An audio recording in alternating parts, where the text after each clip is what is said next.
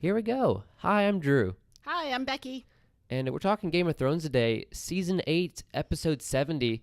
So, Professor Craigle, I'm a little fried, forgive me, because I just took a test of yours, ironically, one of our last actual in-class days of this school year, right? Yeah, that was it. I know, it's crazy. Time flies. That was it for my class. Oh, but speaking of flying, what did you think of this episode of Game of Thrones?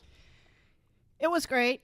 I think it was everything that had been promised, and I didn't get bored, and I do tend to get bored in big battle scenes and get confused about what's going on, and I was confused at times. I did think some of the CGI was not great, but I understand why that is, and I can live with it. Cool. Well, that's kind of your main thing. It was pretty good, you know? Oh, absolutely. Overall, it was really, really good. And it was 80 minutes of that battle, and every second was exciting. It was a long one. So I'm glad you have that opinion, because this was the worst episode of Game of Thrones. I cannot even, I get how that's kind of almost like a stereotype, like a white person be like, I can't even with this place, am I right, guys? But I was talking to my friend Will on my drive home from my sister's house watching it, and I literally said, I can't even. This show is insane to me, because, it has the great politics of season 4 and season 3 and season 2. I binge watch, you binge watch most of it. So in episode 6 of season 7, when Dany saved Jon in the Lake of Ice from the White Walkers, Jon would not get on that dragon and fly away with Dany to get to safety. Jon was like, I want to keep killing whites as I run towards the Night King for some dumb reason. No, don't get on the dragon, which is my only means of escape. And then Benjen rocked up in the ultimate Deus Ex Machina of that, of it being so stupid.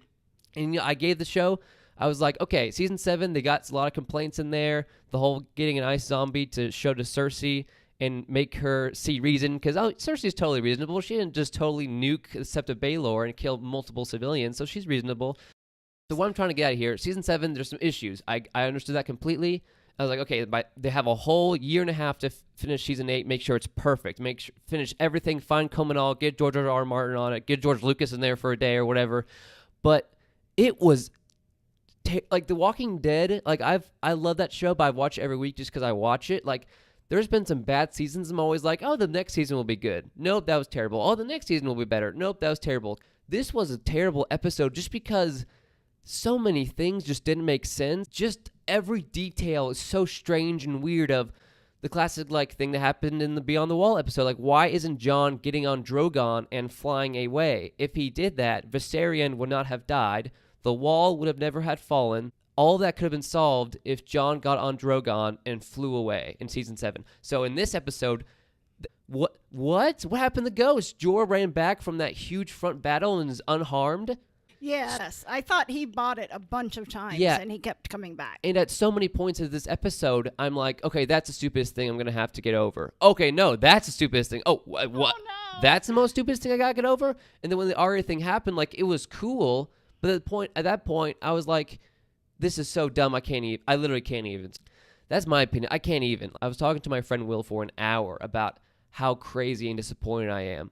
Because in fantasy, there can be rules. So in Lord of the Rings, the rule is if you take the One Ring to the volcano and drop it in the volcano, that destroys the One Ring and will destroy Sauron forever. That's the one rule they have in that world of how to defeat the Night King of the Middle Earth.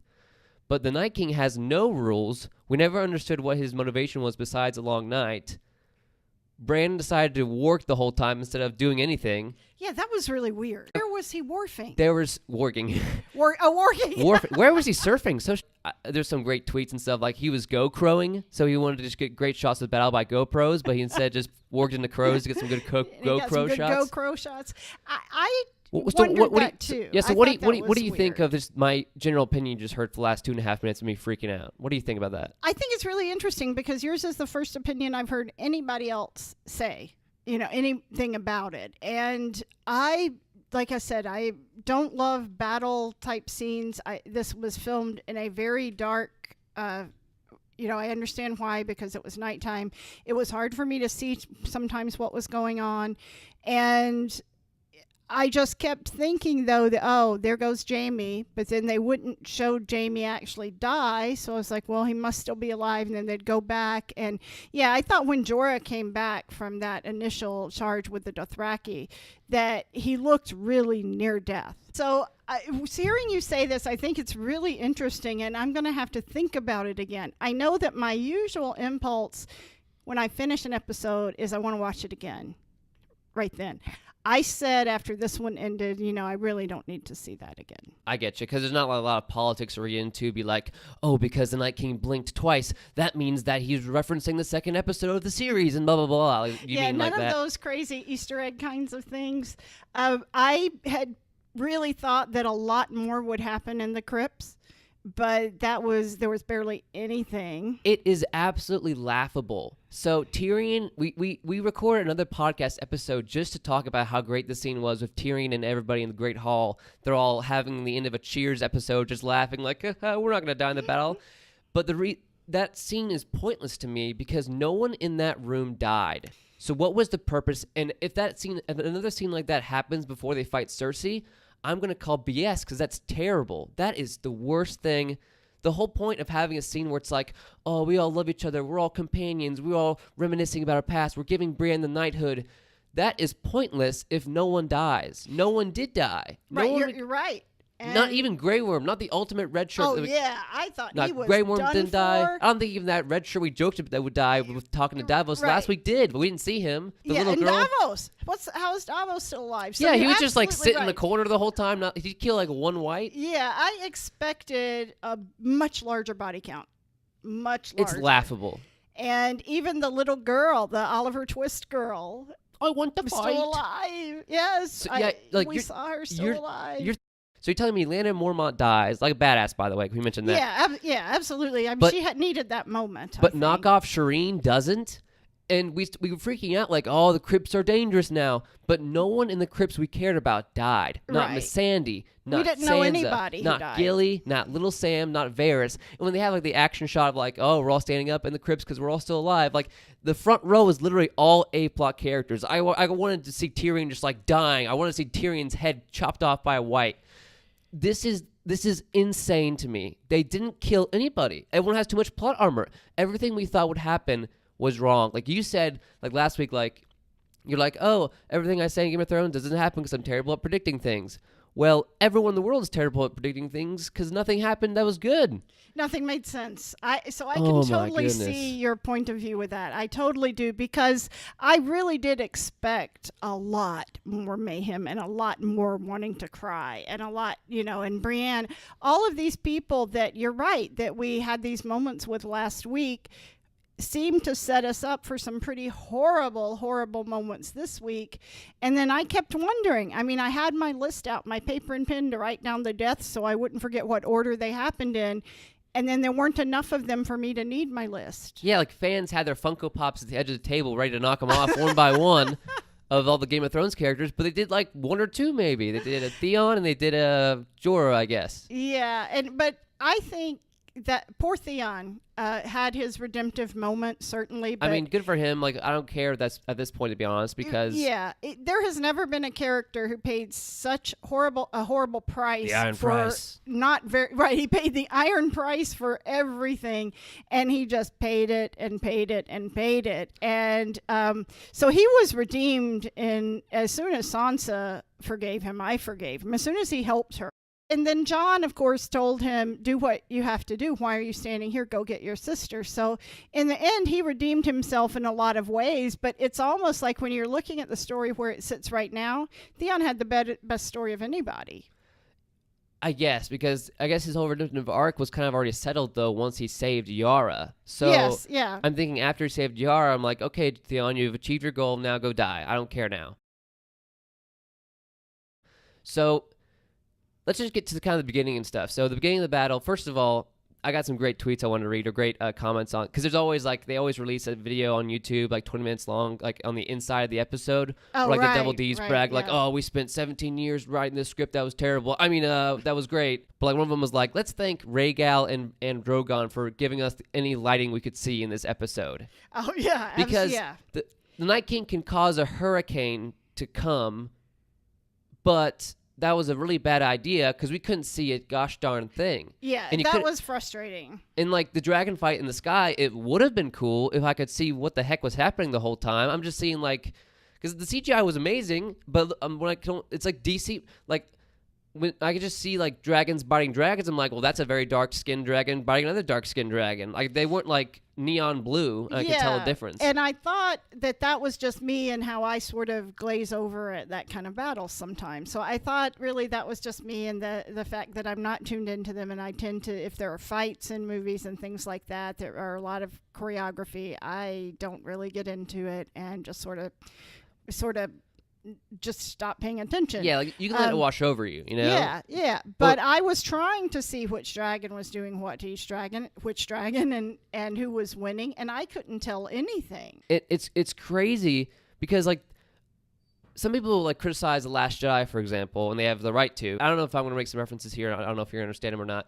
But like, so in The Last Jedi, some crazy, goofy stuff with Luke happened where he was able to force project and fight Kylo Ren in the final and that battle. had never happened before. Maybe this is a new experience for me because I'm on the other side of it. Like, maybe I'll talk to my sister later today, and she'll be like, yeah, the Arya kill was so great. It redeemed the whole episode for me.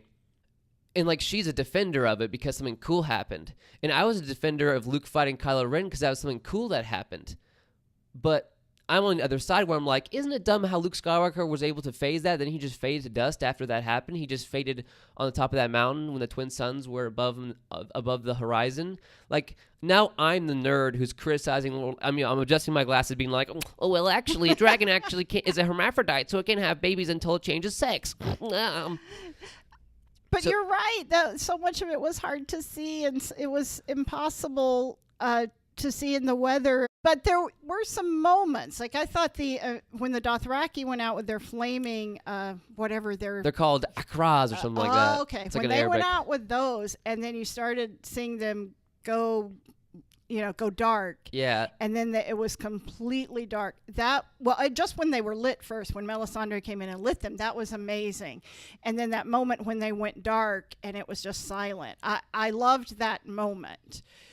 But I'm not into seeing, especially when it's too dark for me to see what's going on the screen. And I know they wanted it to be dark. They wanted to film it in darkness, but it really was difficult to see. It was almost like old TV shows or old movies when you'd see them on TV and the lighting hadn't been adjusted for television or whatever. Yeah. The screen was too small and they would look really dark and you couldn't tell. It was almost like that. But I know it had to be purposeful. Even on the best IMAX screen, this would have looked like terrible. But like, can we talk about so dumb? So where do you even begin? So Melisandre Deus Machina comes back. She tells them all to raise their swords. They do.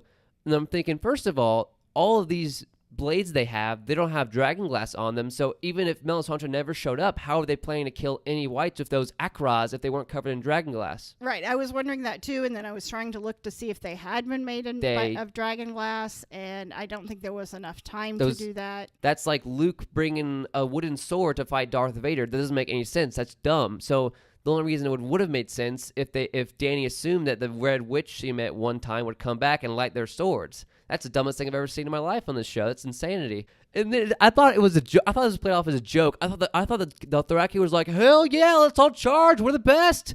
Thinking because they had their fiery swords. I'm like, is this part of the plan? Because this is the worst idea I've ever seen in my life. Cavalry is meant to break your lines or meant to save you at the last minute in the Battle of the Bastards. Cavalry is not meant to attack a zombie horde. What were they expecting the Dothraki just to win in open combat against zombies? Well, and you're right, because if their swords had not been lit, then they really and they were not made of dragon glass, then they had no defense. All they were more people to potentially be, I thought at the time that everything went blank that maybe the Dothraki horde was going to turn around and now I'll be dead and come right back at them at that moment. Because then I get into the fan thing where I'm like, well, if I was directing The Last Jedi, I would do this. When the Knights of the Vale showed up to help in the Battle of the Bastards, all of the Bolton bannermen were pointing their spears towards the center, so they didn't have time to turn their spears around to kill the Knights of the Vale. But But John proved in that battle that he really has no sense when it comes to battles and to tactics. That was the whole dumb thing of like Sansa not telling him Knights of the Vale were coming. But this was the dumbest. Like the Khalasar riding off, just like it almost seemed like Jorah was like riding behind because it was like, hey, wait, guys, this isn't the plan. What are you guys doing? But then he started riding fast, and then Ghost was riding with them. Why is Ghost out there if he can't kill zombies? Did we ever see Ghost again? No, if Ghost is dead now, Ghost can't that's be the dead. biggest thing. I don't think anybody died if we didn't see it happen. Ghost should have been in the crypts. Unless they've zoomed in on Valyrian steel teeth they gave Ghost. Dental implants. This is the dumbest thing I've ever seen. And they start firing fire volleys on the they even show like they have like maybe like 10 rocks at each catapult, maybe even 5 rocks each catapult, but they only do like 3 volleys, and they're like, cease fire. We should totally cease. Our forces are totally winning. We should cease fire of the catapults. You keep firing those catapults constantly. Do not stop. That way you can tell where the armies are. That way you can see anything. Keep firing.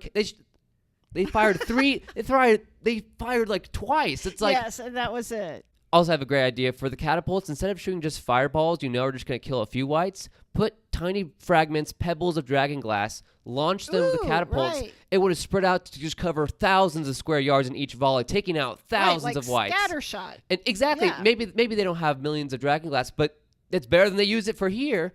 So all of the cool weaponry and the trench and everything that we had been led to believe was going to happen and make a difference. The trench, now you could have seen that coming. I mean, the first thing I thought about the trench is, well, those zombies can wait until everything just burns down. He has time on his side, so it's just to buy time Right. until the Night King. And that's the whole thing of this episode, too. Like, the goal is not to win by beating all the zombies. The goal is to wait for the Night King to expose himself and then kill him. And they had that plan, at least. So what happened? So, like, because Dany and Jon were just waiting and watching the battle the whole time. So if that was a plan... Because the way I see it is, I get how you're waiting for the Night King to show himself, but at the 55-minute mark, the Night King does a bombing run of the Winterfell wall with his white dragon and does like a full like strafing run of the wall with his blue fire. And at that point, when the enemy dragon's flying that close to the ground, that's when Jon and Dany should have seen from a distance, like, hey, is the Night King doing a diving bomb? Time to fly up and kill him at once because we got 2 dragons. Hell yeah. Yes, Because yeah. Dany and Jon, they're like, Jon's like, we can't go down there yet. We got to wait for the Night King. And then Dany's like, I don't have to wait for what you say. I don't have to wait for anybody. Winter is not here, or whatever. And then she rides Drogon.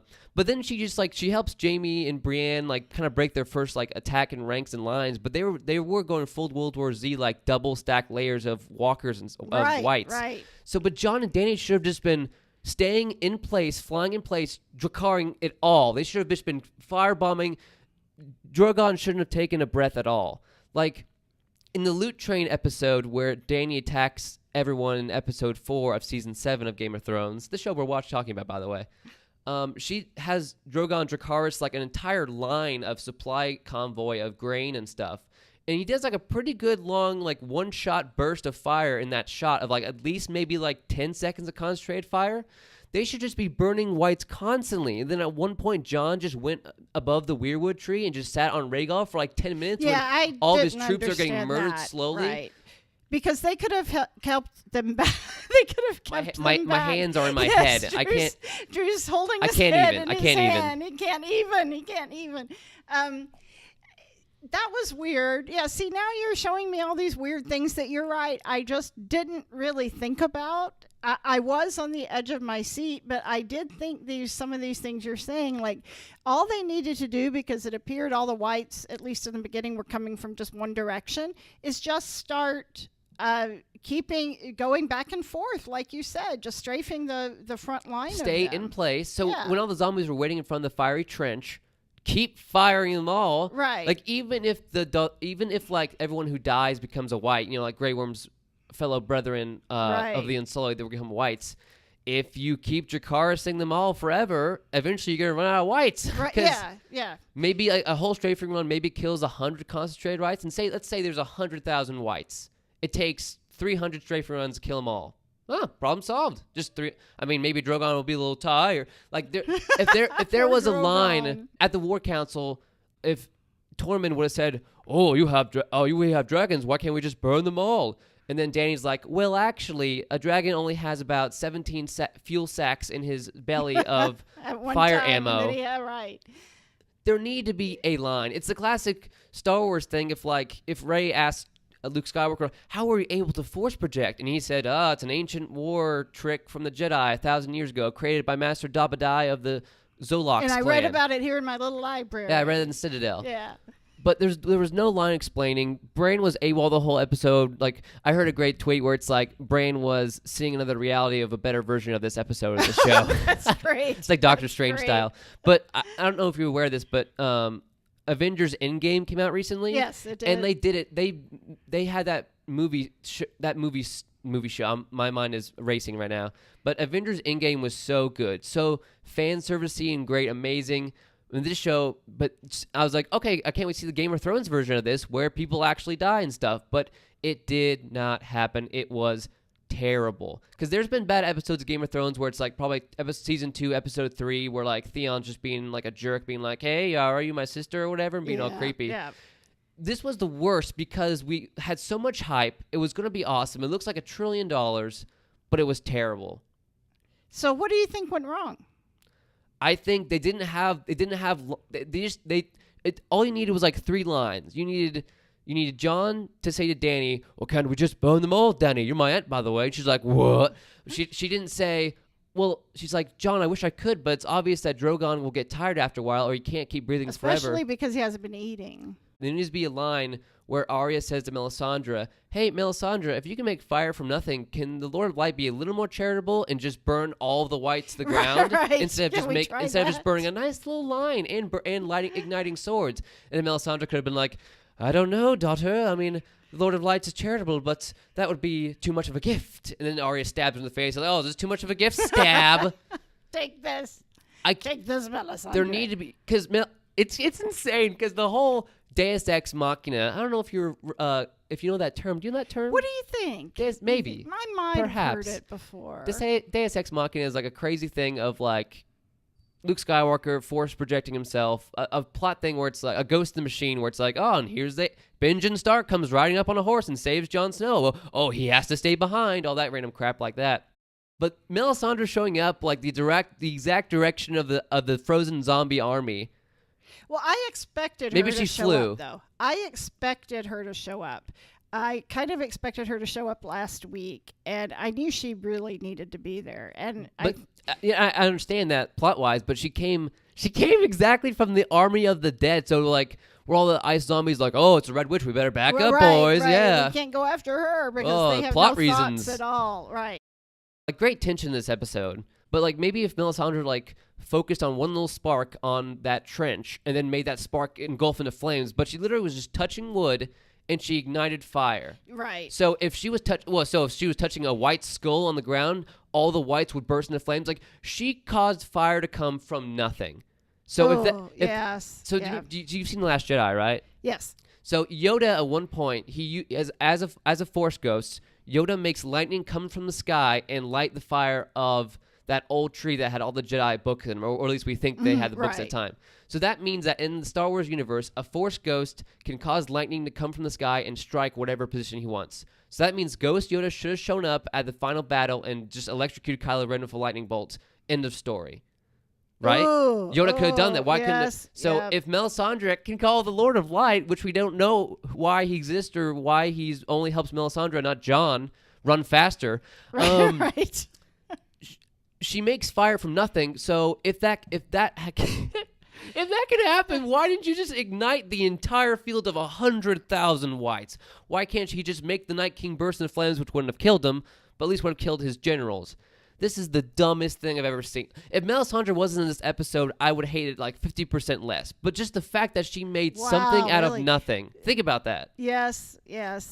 Even though I thought it was a really cool scene when all of the Unsullied had great tension, because I was just realizing in the moment, like, if she ignites this, like, it makes no sense for all the whites just not to burst into flames because they're all flammable. So I was like, please don't happen, but it did. I don't know what. I'm gonna curl up into a ball. You keep talking. That's okay. Oh man, I'm feeling embarrassed. Okay, so Drew is now He is curled up in a ball on the floor in the fetal position, saying, "My God, they ruined my show." Now, Drew, you've ruined it for me. So just me mentioning that to you, what do you think about that? I think you're absolutely right. You're absolutely right. And I didn't plan to come on here. I sorry to interrupt, but I didn't plan to just complain the whole time and make you hate it. But I'm glad you liked it generally.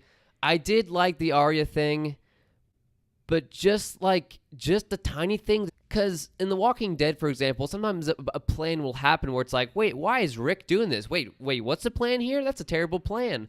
And I felt the exact way in this episode, and I was so disappointed. I literally can't even. So, sorry, continue what you think about, it's crazy. I mean, okay. Well, I think that maybe the wrong people were planning the battle. Jaime and Tyrion should have planned the battle.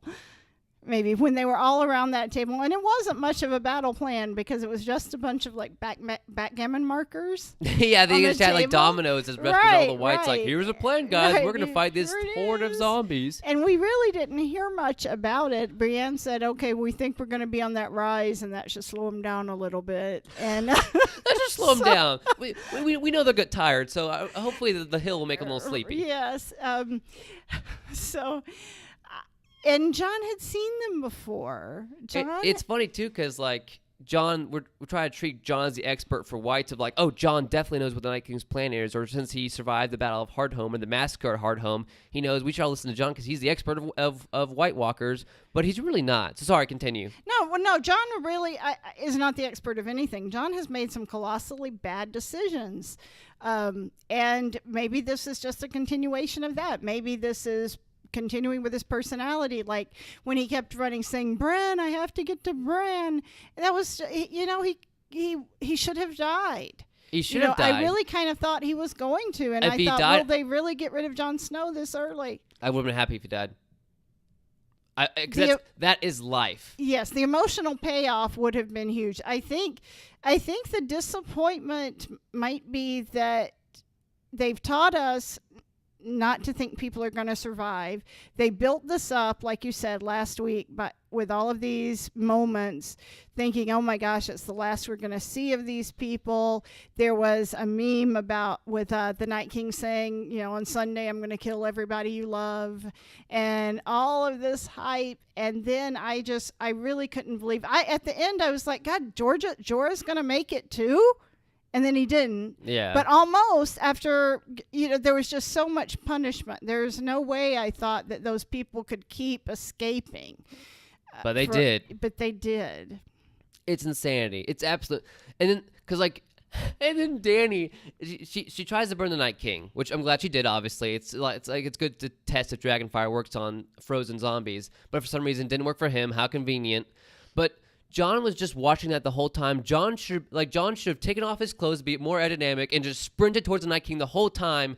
And then when the Night King turns around, John just stops charging him. And then the Night King raises his hands, brings back the arm of the dead, and then John's like, "Zombies are coming back from the dead? I didn't know the Night King could do this. I better keep running closer again before they all start standing." John, why'd he stop running when the Night King turned around?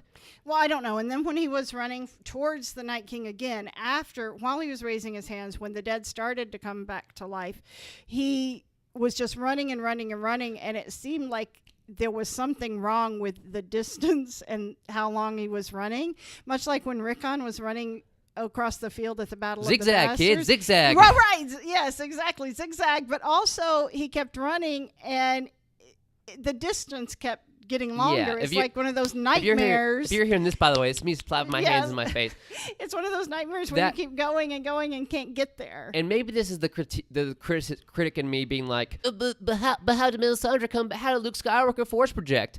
But it's pretty fair for me to say, when Drogon burned the Night King, and John's like, "Oh, that was easy, problem solved." And obviously it wasn't. He should have been kept sprinting towards that fiery furnace that Drogon caused, just in case the Night King didn't die. Yeah, they knew that they had no idea. Bran had specifically said he didn't know. Dany was shocked by that. Maybe she's like, oh, he survived fire blast. Who could have thought? And everyone's like, I get people can get shocked, and they don't think, because it's a zombie movie thing of me being like, well, why doesn't that character just close close the door quickly as opposed to staring at her mother being eaten alive in front of her. It could have been solved if Jon got like 5 feet away from the Night King and he sprinted, but then he just got swarmed by whites. Right. That could have been solved, but he was like 50 feet away. All the whites had no weapons pointed toward Jon, and he was absolutely swarmed. There was 100 plot armor, not plot armor piercing whites around him, and then Dany saves them, and then Jon's like, "I need to get bread," and she's like,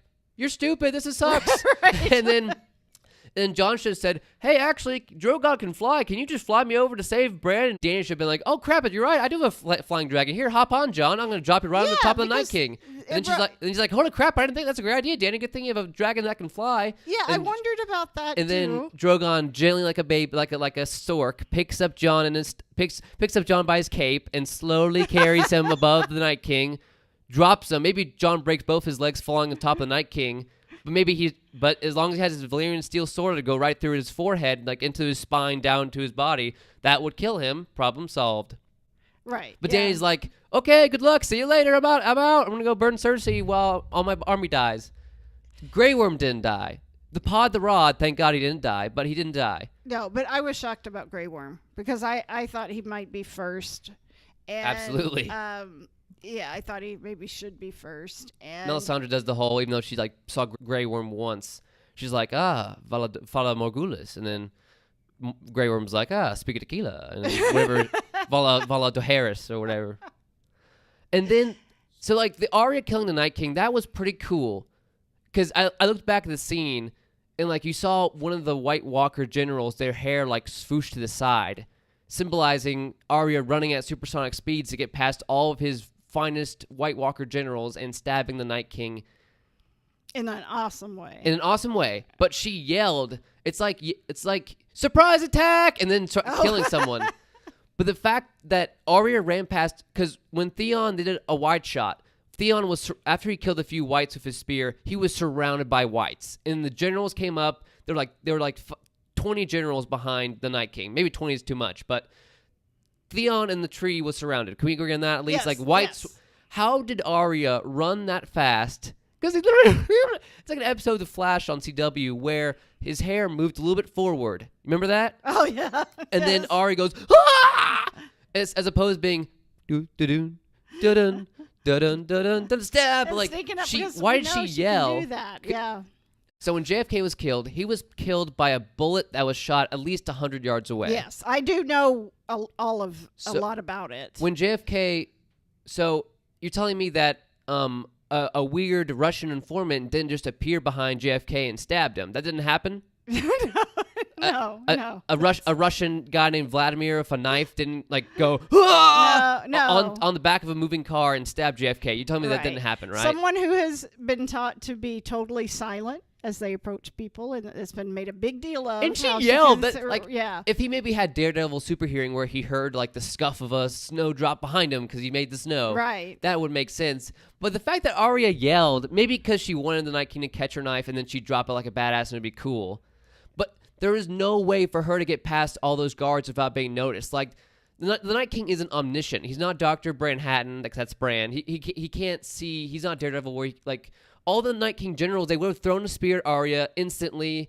Like, maybe they're not super people of instant reflexes. Like, even the Night King is like a bad shot when he tried to kill Drogon, which I was worried about again. Maybe he's got super lucky Viserion or the tools of fate or something. But how did she do it? Like, if they just had it where, like, she dropped from above the weirwood tree on a branch and it came from above, that would have solved everything. It would have been badass. But because she came from behind, past the entire army of goons and battle droids just watching. Yeah, I did wonder what happened to the whites. I kind of got the feeling that once the Night King and you're cracking me up. I know you're so disappointed.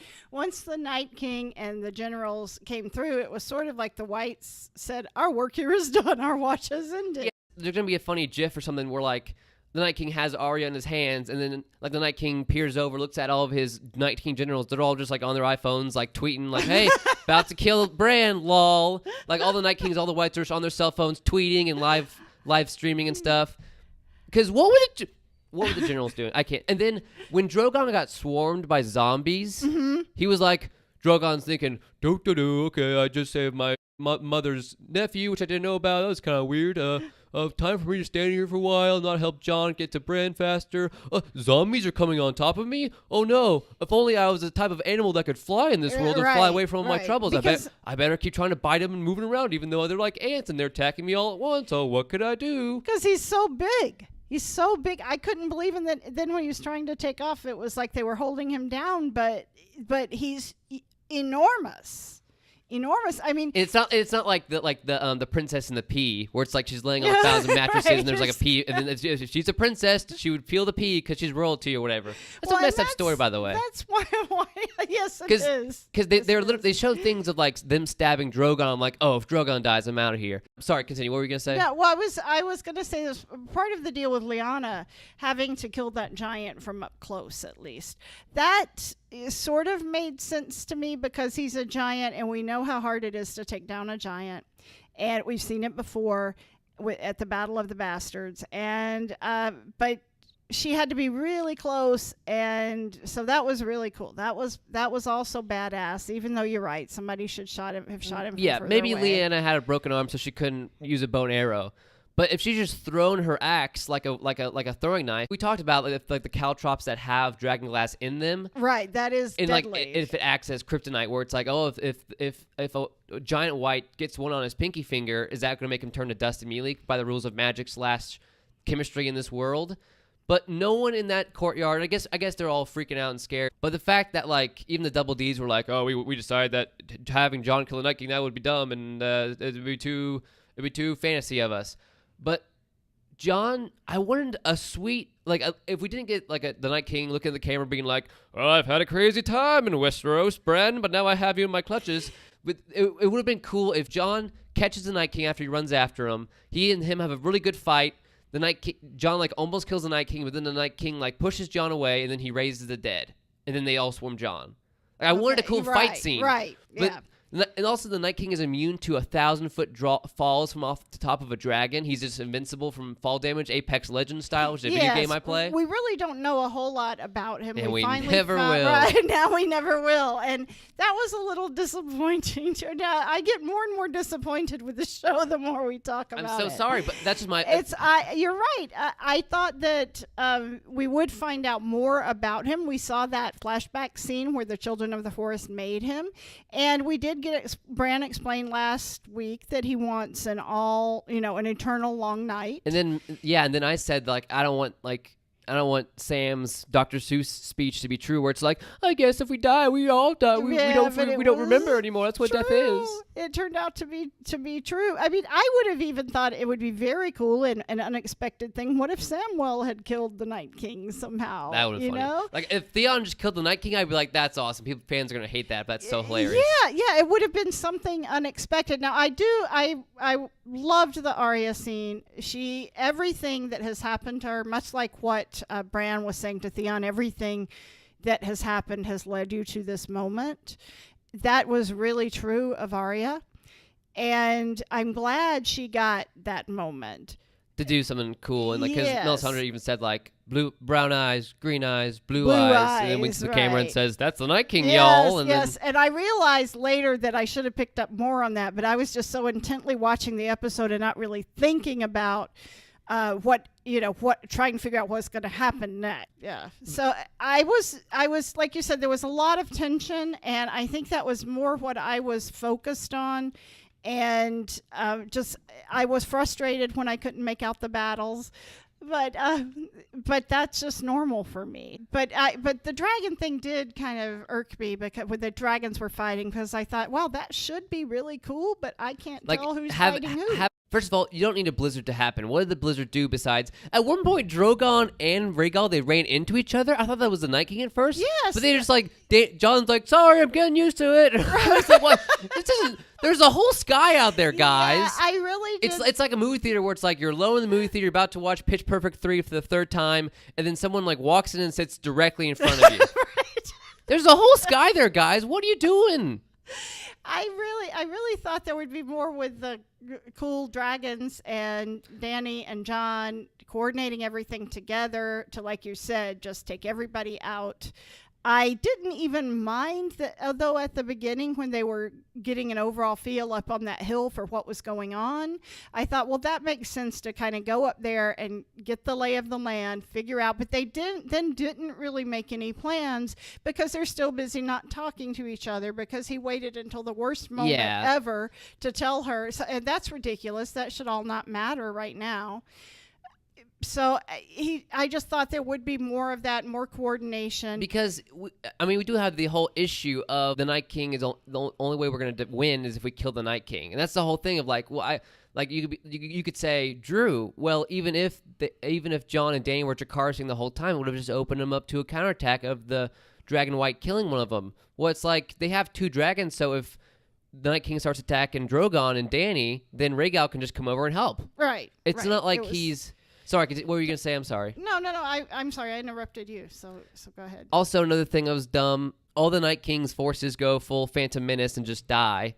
There's literally a shot of the courtyard where, like, all of the A-Team heroes, like, Tormund's alive, Paw the Rod, thank God, is alive, Jaime's alive, Brienne's alive, after having so many cuts of Brienne being like, I'm being sworn and about to die. I thought Jaime was dead a bunch of times. And I know, you know what I kept thinking, though? I kept thinking, well, Drew told me Jaime couldn't die this week because he's got to kill Cersei. And you were right. But nobody with really a whole lot of love that I had a whole lot of love for died. The fact that no one died in the crypts is laughable and just so bad.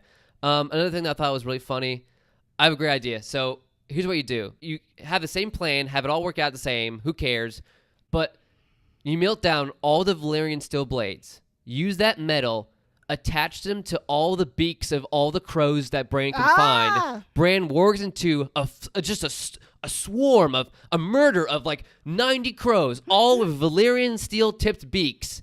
Then the Night King's like, I'm not going to talk to you, Bran. We're just going to have a sweet stare off, and then I'm going to win the staring contest and slowly grab my knife. And then Bran's like, warg, 1,000 crows come from the trees and just kill him with a Valyrian steel in the heart and the eyes and pluck out his eyeballs. Super graphic. That would have been fun. That would have been the best thing. Like the Hitchcock movie, The Birds. Exactly. That's all you need. But also just the battlements in general. Like they had the cool like spinning it looked like the log attached to the outer wall at Dragonglass. Yeah. But then the whites just started climbing up in between where those logs are. Yes. So it's like, hey, I'm going to build, it's like Trump. I'm going to play political here. I hope you don't mind.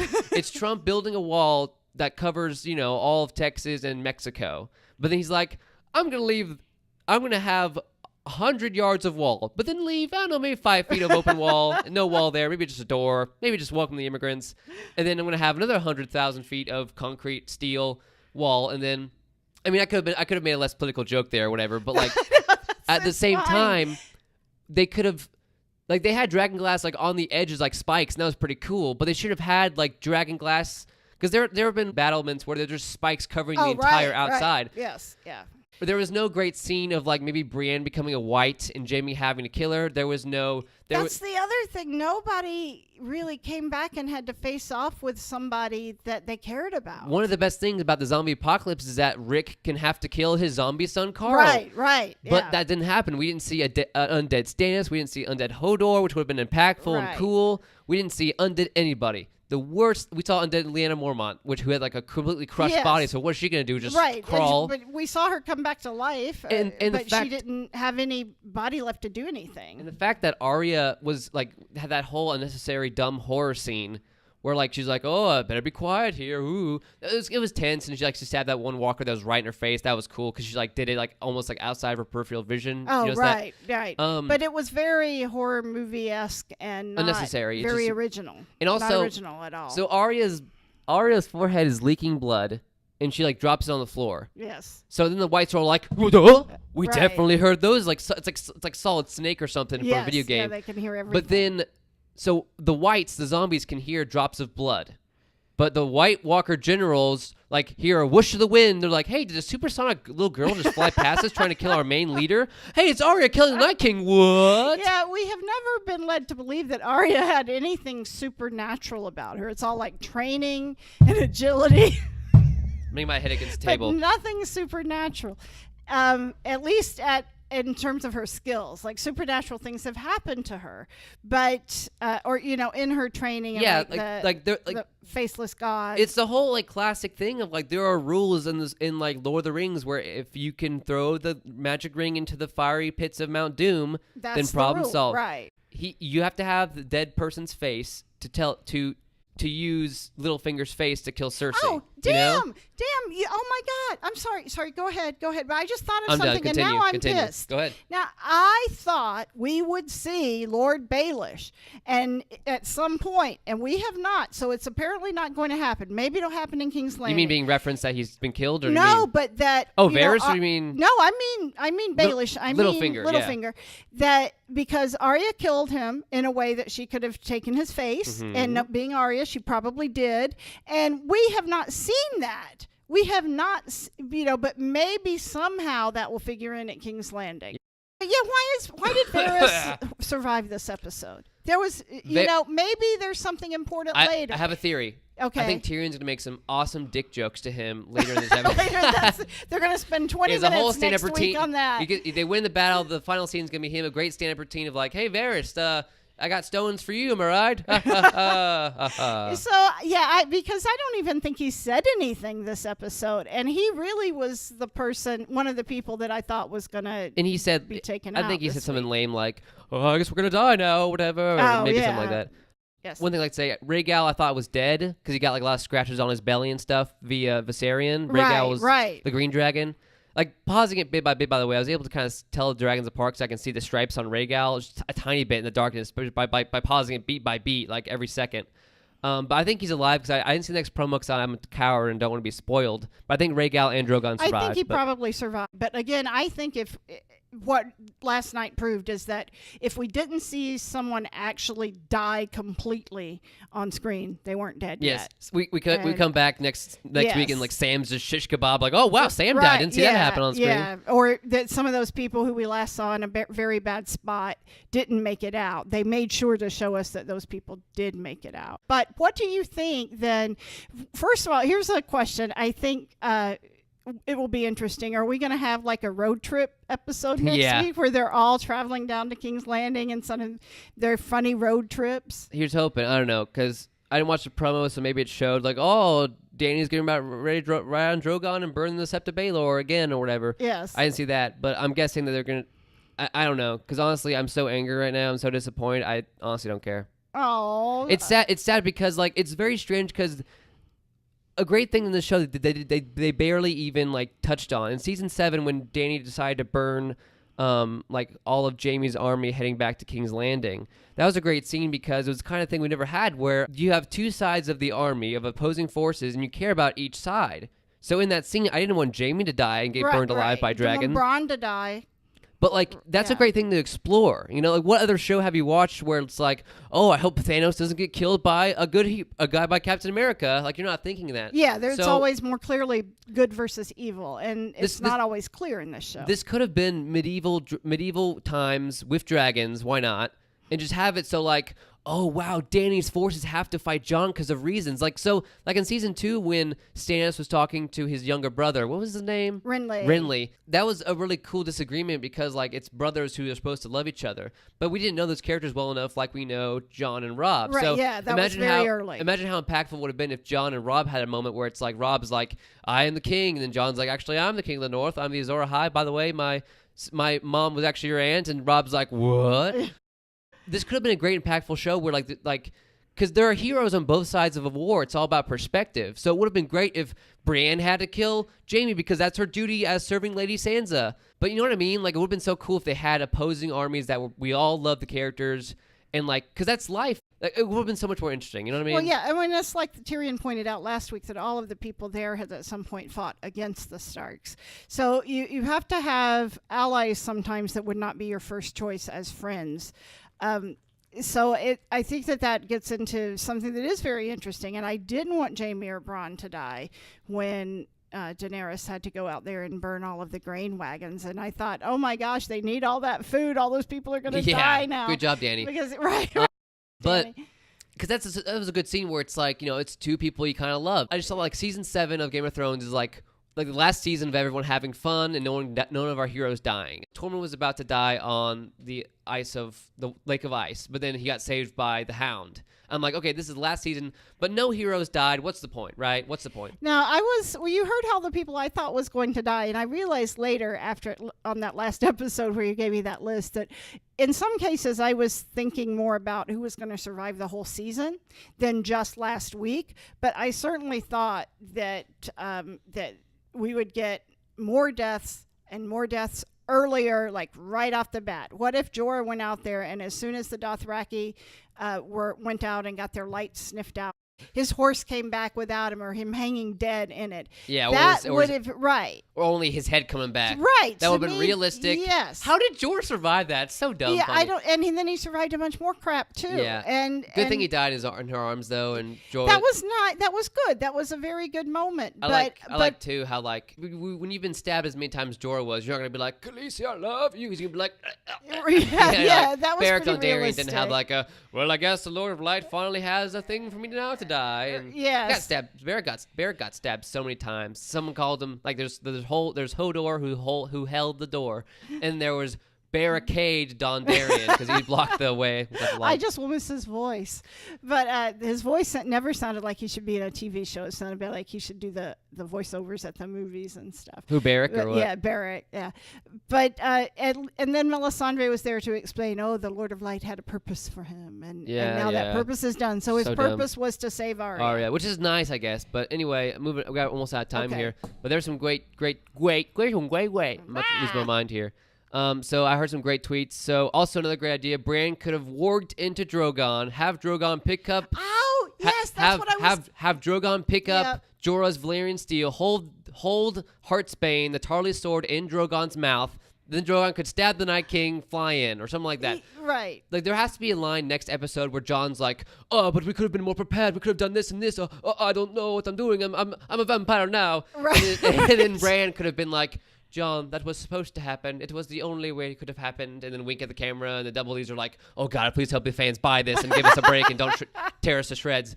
But that's just my opinion. But I wondered because they made a big deal in the past how Bran can warg into anybody. What was he doing the whole time? I don't know what he was doing. Maybe he was saving Ghost. And Ghost comes back and like, we'll see Ghost. Yes.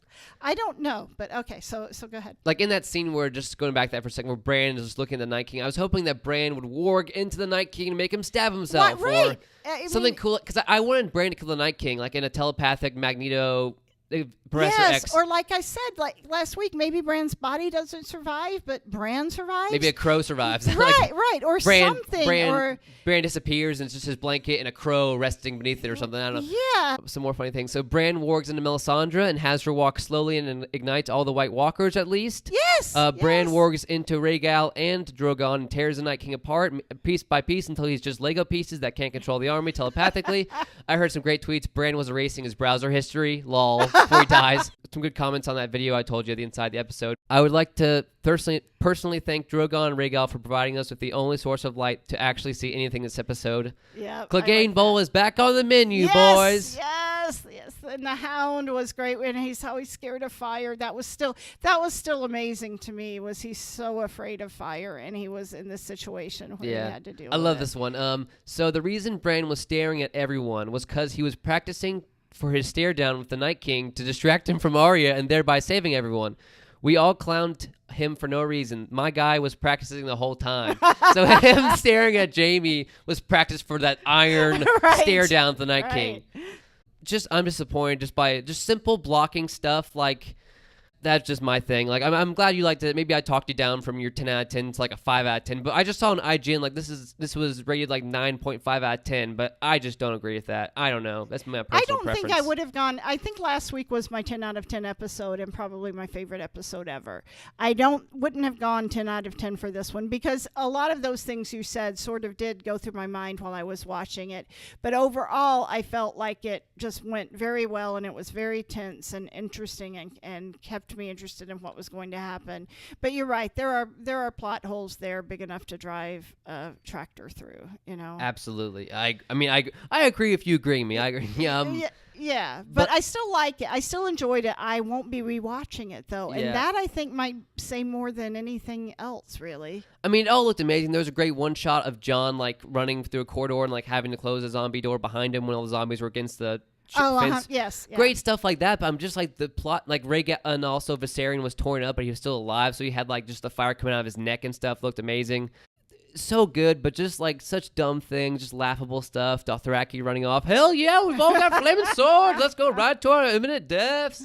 So I guess they're all dead, right? What army does Dany have left? I hope if Ghost is not alive, I'm so mad. Clegane Bowl better save this whole show for me. Yeah, because the Dothraki would have been great against the Golden Army, whatever. Golden Company. Yeah, the Golden Company.